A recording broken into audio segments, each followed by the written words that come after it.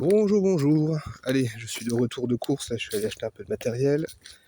Il est 9h30 du matin et je fais le chemin et vous le faites avec moi. Alors, je vais vous parler un peu d'un petit problème apparemment trivial qui m'est arrivé. Rien de bien grave, je vous rassure, vous allez voir. Mais quand on creuse dans le fond et au niveau du sens que ça a, c'est un peu plus lugubre. Alors, vous connaissez peut-être, il y a un portail de jeux vidéo qui s'appelle Steam. Bon, il y en a d'autres qui existent dans le style, hein. Vous avez le portail de Battle.net, vous avez le portail GOG, vous avez le portail de Ubisoft, bon, bref. Alors, Steam a graduellement, comme la plupart des éditeurs, décidé d'abandonner la maintenance, le service client pour des vieilles versions de Windows, hein. Plus le temps passe, et bien plus les versions de Windows sont entre guillemets vieilles, et puis abandonnées, ne sont plus mises à jour, etc. Donc Windows 7 avait fait le saut l'année dernière.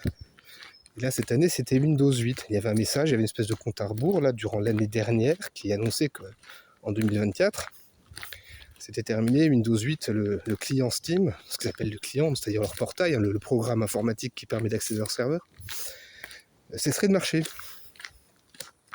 Alors bon,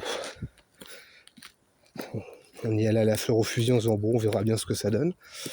Et bon, début janvier, ça marchait toujours. Février, ça marchait toujours. Mars, ça marchait toujours.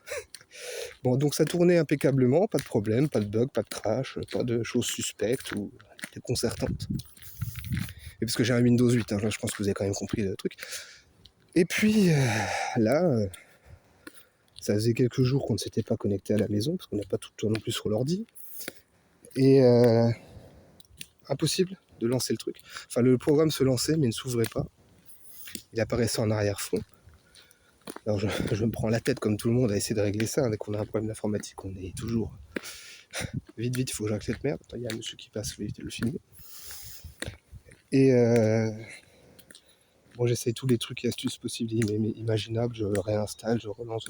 Et là, je me dis, oh, c'est peut-être le couperet qui est tombé.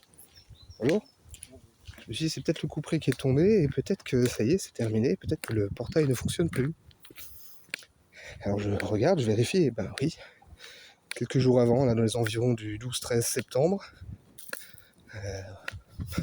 sans fanfare, sans tambour ni trompette, eh bien, les gens de Steam ont fait en sorte que Windows ne supporte plus leur client, leur programme.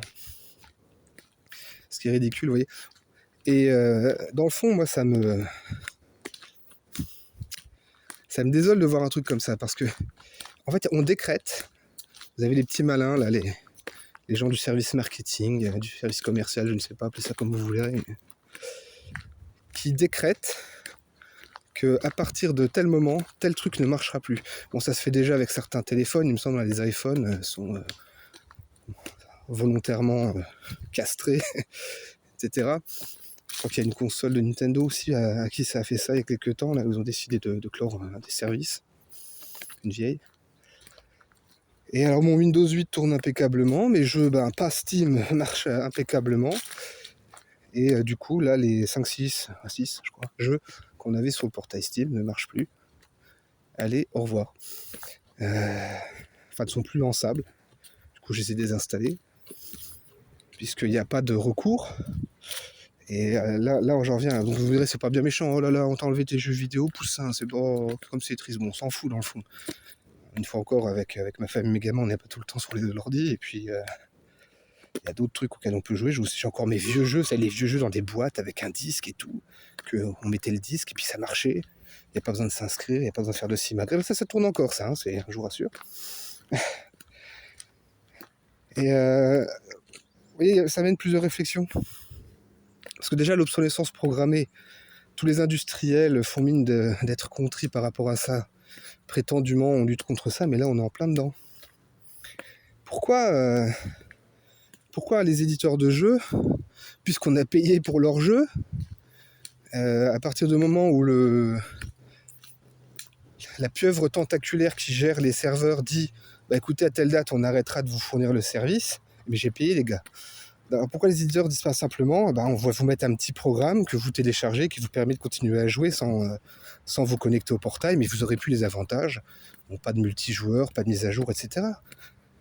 Vous voyez, c'est juste pour pouvoir continuer à jouer avec le jeu qu'on a acheté légalement, téléchargé légalement. Ah non. Alors ça amène à la deuxième réflexion. Bah oui, mais gars, c'était dans le contrat, t'as signé le contrat, t'as accepté le contrat. Tu sais bien que c'est des licences.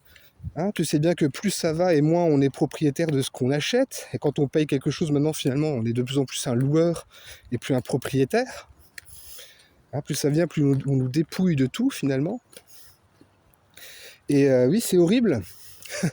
C'est horrible parce que finalement on est arrivé dans une société où au nom du droit, on n'est pas des barbares, on a du droit écrit, fait par des gens responsables, qui réfléchissent.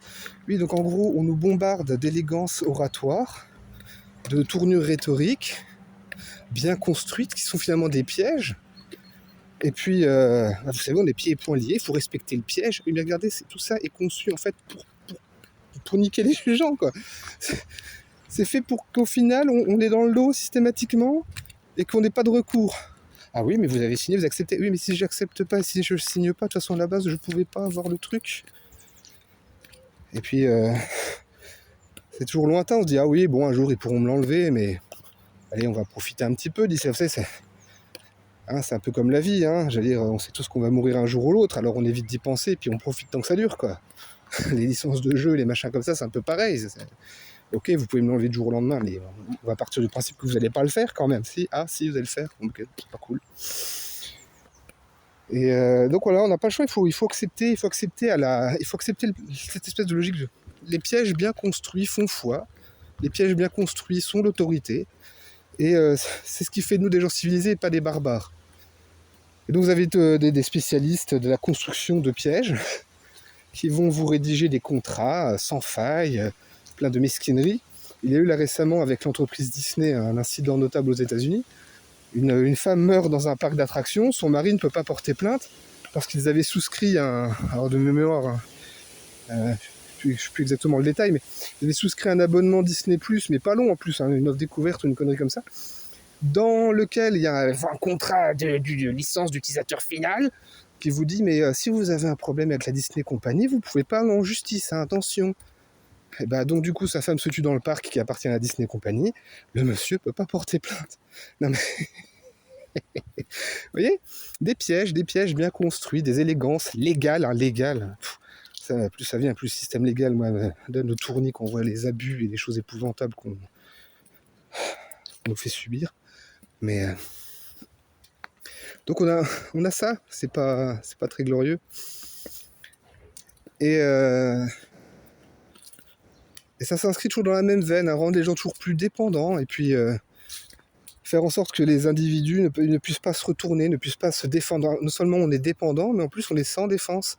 Et le jour où on nous enlève, on nous prive, on nous contraint, il n'y a rien à dire, il n'y a rien à faire, non, t'acceptes.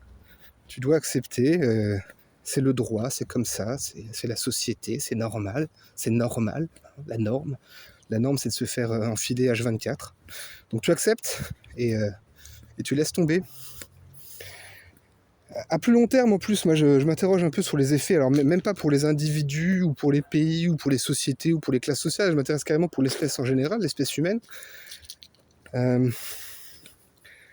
Parce qu'à faire exprès que des choses qui fonctionnent ne fonctionnent plus, on décrète que voilà, ton ordinateur... J'ai un vieux PC portable comme ça, de 2004, qui tourne encore très bien. Alors justement, là, le gamin joue à Warcraft 2, et moi je joue à Morrowind dessus, vous voyez, et qui tourne nickel. Hein. Le PC portable il tourne nickel, les jeux de l'époque tournent nickel dessus. Mais par contre, comme le navigateur internet c'était Explorer, que Explorer a été tué par Microsoft, vous ne pouvez plus utiliser Explorer, c'est terminé. Et je ne peux pas me connecter à internet puisque c'était Explorer qui était sur le portable. Et donc je ne peux pas aller récupérer de programmes informatiques et les programmes de navigateur que je pourrais éventuellement télécharger, mettre sur une clé USB, etc. De toute façon ne peuvent pas être compatibles avec ce Windows-là, qui est Windows XP. Donc voilà, cet ordinateur tourne impeccablement, il tourne aussi bien qu'à l'époque où il est sorti. Il parvient, alors j'ai un traitement de texte dessus, j'ai des jeux, j'ai des vidéos, j'ai des films, il y a des trucs. Mais non, alors officiellement, sur un plan de logique d'entreprise, il n'est plus censé fonctionner, il n'est plus censé être compatible avec quoi que ce soit, il n'est plus censé... voilà. Pourquoi tu nous fais chier à faire encore tourner ton vieil ordi, rachète-en un neuf, Parce que c'est toujours ça l'argument. Hein. Ah oui, mais il n'y a qu'à racheter. Rachète-toi un nouveau Windows, rachète-toi un nouveau ordi, rachète-toi un nouveau machin, achète. Qui seront niqués dans 5 ans, hein. Parce qu'on dira qu'ils sont plus bons, même s'ils tournent impeccablement, c'est pas la question, si tu rachètes. Et donc, société du gaspillage, société du déclin volontaire aussi, parce que finalement, on ne garde rien, on court, on rachète toujours du nouveau qu'on va de toute façon jeter. On va de toute façon devoir jeter, parce qu'on vous dira, bah non, ça marche plus. Et, attendez, regardez, il tourne le truc. Non, il ne marche plus. Et la veille, il tournait. Non. Bon, ok. Vous savez, avant que vous fassiez votre petite cabriole, là, ça marchait. Ah bon bah, oui, mais t'as qu'à en racheter un neuf, enfoiré. Ah bon, ok. Bah, c'est désespérant. Et là, je voyais aussi certains, sur des portails de divertissement. Ça, par contre, on ne pratique pas du tout, donc je ne connais pas tellement, mais les portails Netflix, Paramount et compagnie, eux, ils peuvent carrément, Disney, ils peuvent carrément enlever des films, enlever des séries. Alors même si vous avez payé pour, eux, ils décrètent qu'ils l'enlèvent du catalogue, alors vous n'avez plus accès. Et il y a comme ça la chanson, le dessin animé de chansons Songs of the South, pardonnerez-moi ça en anglais épouvantable, les chansons du Sud, qui est un vieux Disney animé. Alors effectivement, avec des chansons du Sud des États-Unis, donc toutes les questions racisme, machin, ségrégation, etc., et qui de nos jours fait tâche, vu les valeurs morales actuelles. Et donc ce truc a été voué aux gémonies et on ne peut plus y accéder, nulle part, légalement en tout cas. J'imagine qu'il y a bien des copies pirates sur des sites sous le manteau, etc. Et en fait, graduellement, à décréter que les machines ne marchent pas, les programmes ne sont pas lançables, à les mettre en panne volontairement, on finira par perdre des films, des images, des créations, des textes, parce qu'on nous glorifie, ah oui, les IA sont nourris, blablabla. Mais en fait, c'est quoi la pérennité de tout ça? Là, je reviens sur mon activité, moi je fabrique des choses, là. Il y a une personne que je salue pour son achat, merci, mais qui m'a appris une dague en bronze, là, récemment. Elle est faite, comme étaient faites les dagues en bronze il y a 3000 ans, et elle est comme les dagues en bronze d'il y a 3000 ans, si on en prend soin, qu'on la conserve dans un endroit correct et tout ce qui s'ensuit, dans 3000 ans, on pourra encore la retrouver dans le sol, quoi. Vous voyez, la question de la pérennité, de la durabilité, c'est ça, c'est pas ouais, on a fait un truc durable, il va durer 7 ans, puis après il faut le changer. Ouais, mais c'est pas ça durable, putain, atterrissez. Qu'est-ce qui est fait vraiment à l'épreuve du temps dans la société actuelle? Ouah, les grands buildings en béton avec les super armatures. Bon, on sait que dans 100 ans, faut les raser, par contre. Ah ouais. Merde. Les autoroutes, on n'en parlera même pas quand on voit l'état, la déliquescence à laquelle ça fout le camp, qu'il faut les rénover. Enfin, plus ça vient. Et toute la culture numérique, il y a le fameux cas, vous savez, les enregistrements de la NASA là, qui ont été effacés. Le programme Apollo. Vous voyez, même des gros trucs comme ça. On oublie, on efface. Et j'ai l'impression que en fait, la culture, à partir de la deuxième moitié du XXe siècle, et au XXIe siècle, pour ce qu'on en a déjà parcouru du XXIe siècle, c'est encore pire, elle est jetable, en fait, elle est éphémère. Et ah oui, mais ce sera toujours stocké sur des serveurs. Mais non, parce que les gars, le jour où on vous dit le serveur, on l'efface, on le met en ligne, il crame, parce que c'est arrivé il y a quelques temps, rappelez-vous, il y avait un problème de serveur qui avait brûlé, là, un grand truc qui hébergeait. Cette pseudo-éternité numérique, elle est d'une fragilité horrible, et elle est totalement soumise au bon vouloir de personnes qui n'ont qu'à appuyer un bouton ou donner un ordre à un informaticien pour faire tout disparaître. Et qu'est-ce qu'il en restera du 21e siècle dans 500 ans? On ne sait pas. Erreur 404. Alors on sait que les gens à l'époque étaient beaucoup sur les ordinateurs. On a trouvé beaucoup de vestiges d'ordinateurs, on a trouvé beaucoup de vestiges de circuits électriques, de téléphones. Mais qu'est-ce qu'ils regardaient? On n'en sait rien. On sait qu'il y avait des choses qui s'appelaient TikTok et Instagram sur les gens, lesquels les gens échangeaient beaucoup. Mais rien de ces contenus n'a subsisté autant. Alors on ne sait pas ce que les gens faisaient là-dessus. C'est très mystérieux. Vous voyez? Bon là, peut-être que je brosse un tableau volontairement très noir et très pessimiste, mais ça reste dans le champ du possible, quoi. Bon, voilà, je vous laisse. Vous me dites ce que vous en pensez. Comme toujours, je vous dis bonne journée et je vous dis à bientôt.